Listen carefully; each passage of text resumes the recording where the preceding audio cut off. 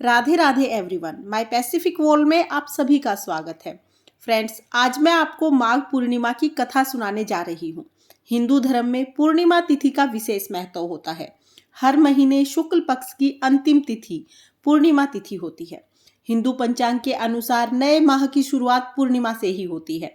माघ पूर्णिमा के दिन स्नान, दान और व्रत का विशेष महत्व होता है। माघ पूर्णिमा को किए गए स्नान, दान और व्रत का 32 गुना फल प्राप्त होता है।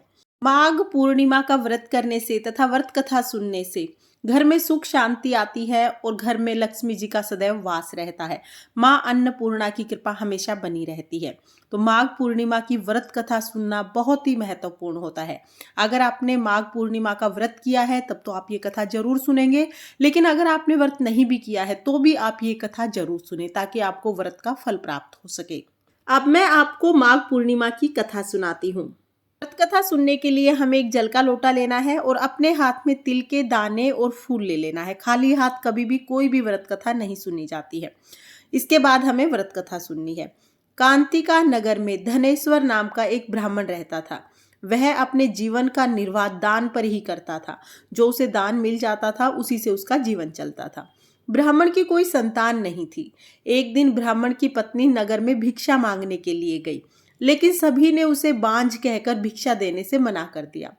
तब किसी ने उसे बताया कि 16 दिन तक माँ काली की पूजा करो, तुम्हें माँ काली की कृपा से संतान अवश्य प्राप्त होगी।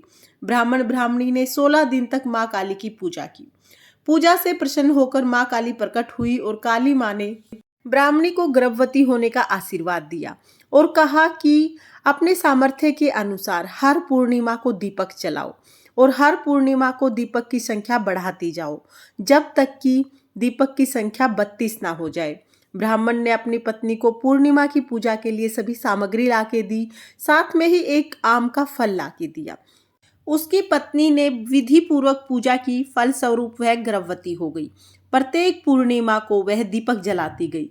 कुछ समय के बाद उनके घर में एक बेटे का जन्म हुआ जिसका नाम देवदास रखा गया। जब देवदास बड़ा हुआ तब वह अपने मामा के साथ काशी पढ़ने के लिए गया। काशी में उन दोनों के साथ एक दुर्घटना घटी जिसके कारण धोखे से ही देवदास का विवाह हो गया। कुछ समय बाद काल देवदास के प्राण लेने के लिए आया, लेकिन उस दिन ब्राह्मण और ब्राह्मणी ने माघ पूर्णिमा का व्रत कर रखा था, इसलिए काल उसका कुछ नहीं बिगाड़ पाया। तभी से यह माना जाता है कि माघ पूर्णिमा का व्रत अवश्य करना चाहिए। भगवान, जैसे आपने ब्राह्मण और ब्राह्मणी के बेटे की रक्षा की, वैसे ही इस कहानी को कहते सुनते हुकारा भरते सभी के बच्चों की रक्षा करना और सभी पर अपनी कृपा दृष्टि बनाए रखना। ये थी माघ पूर्णिमा की व्रत कथा। माघ पूर्णिमा की पूजा विधि और माघ स्नान के उद्यापन का वीडियो भी चैनल पर आ चुका है, आप उन्हें भी एक बार जरूर देखें।